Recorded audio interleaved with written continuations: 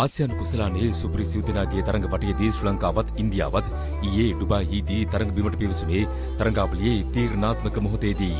Dubai පිටියේ තීරණාත්මක කාසිය වාසිය දසුන්ගේ පැත්තට කැරකී ගියේ රෝහිත් ශර්මා ප්‍රමුඛ ඉන්දියානුවන්ට මෙම තරගයේ පළමු මානසික වෙඩිමුරය එල්ල කරමින් දෙවරක් නොසිතාම දසුන් ඉන්දියානුවන්ට පළමුව පන්දුවට පාර දෙන්නට ආරාධනා කරද්දී සිය නායකයාගේ තීරණයට උපරිම සාධාරණ ඉටු කළ මහේෂ් තීක්ෂණ රාහුල් ලකුණු 6කට දවාගත්තේ ඉන්දියානුවන්ගේ ගමන ආරම්භයේදීම කඩා දමමින්. ඉන් නොනවතුණු ඩිලිෂාන් මදුශංක ලකුණු මැෂිම ක්‍රියාත්මක කරන්නට පෙර විරාත් කෝලිට යලි ක්‍රීඩාගාරයේ සුව පහසු වසුනක් වෙන් කළා.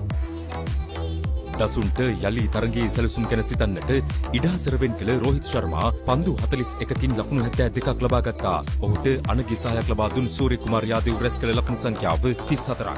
ඒ අනුව ඉන්දියාව පන්දු වාර 20 නිමා කළේ කඩුල වටක් දැවි ලකුණු 173ක් ලබා ගනිමින්. වමත් පන්දුවෙන් ඉන්දියානුවන් අන්දමන්ද කළ ඩිල්ෂාන් මදුශංක ලකුණු 24කට කඩුළු 3ක් දබා ගනිද්දී දසුන් ශානක සහ චාමික කරුණාරත්න කඩුළු දෙක බැගින් විඳහෙළුවා. අකණ්ඩව තරඟ දෙකක් හඹා ගොස් ජයගෙන තිබූ ආත්ම විශ්වාසයෙන් සටනට පිවිසි ශ්‍රී ලංකා කණ්ඩායමට සාර්ථක ආරම්භයක් ලබා ගන්නට පැතුම් නිස්සංකට සහ කුසල් මෙන්ඩිස්ට හැකි වුණා. කුසල් මෙන්ඩිස් ලකුණු 57ක් ලබා ගනිද්දී පැතුම් නිස්සංක ලකුණු 52ක් වාර්තා කළා. කෙසේ වෙතත් පැතුම්ගේ මෙම දැවී යාමෙන් අනතුරුව ශ්‍රී ලංකා කණ්ඩායමට නොතිබුණු පීඩනයක් ගෙන දුන්නේ චරිත් අසලංක එල්ල කළ මේ දුර්වල පහරයි. ඉන් උපරිම පලනෙලාගත් රවිචන්ද්‍රන් අශ්වින් ධනුෂ්ක ගුණතිලකටත් ඉක්මනින්ම ක්‍රීඩාගාරයේ අසුනක් වෙන් කළා. ශ්‍රී ලංකා කණ්ඩායම මෙල්ල කරන්නට කොනක් සොයමින් සිටි ඉන්දිය ක්‍රීඩකින්ට ලැබුණු අවස්ථාවෙන් රිංගාගත් ඔවුන් ලකුණු 13ක් තුළ කඩලු 4ක් දවා ගත්තේ තරගයේ පීඩනය ශ්‍රී ලංකා ක්‍රීඩකින් වෙත දෙගුණ තෙගුණ කොට පෙරලා ලබා දෙමින්. ඒ වන විට සියලු පීඩනයන් නායක දසුන් ශානක සහ බහනුක රාජපක්ෂගේ උර මතට වැටෙද්දී ජයග්‍රාහී ඉලක්කය පන්දු 35කින් ලකුණු 64ක් බවට පත්ව තිබුණා.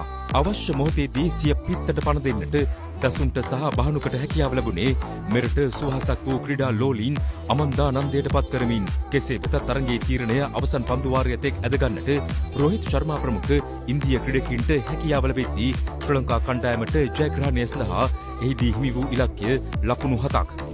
ලකුණෙන් ලකුණට පවා තරග කරමින් ඉන්දිය කණ්ඩායම ශ්‍රී ලංකා පිටිකර යුගලයට ප්‍රබල පීඩනයක් ගෙන දුන්නා.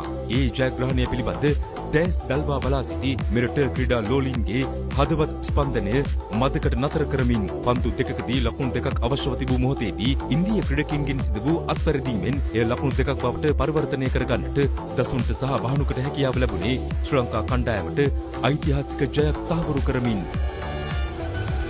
ඒ වන විට ශ්‍රී ලංකා කණ්ඩායමේ ලකුණු පූර්ව පන්දු 49යි පන්දු 5කදී කඩලු 4ක් ලැබී ලකුණු 174ක් ලෙස කියවී තිබුණා. බහනුක නොදෙවී ලකුණු 25ක් සහ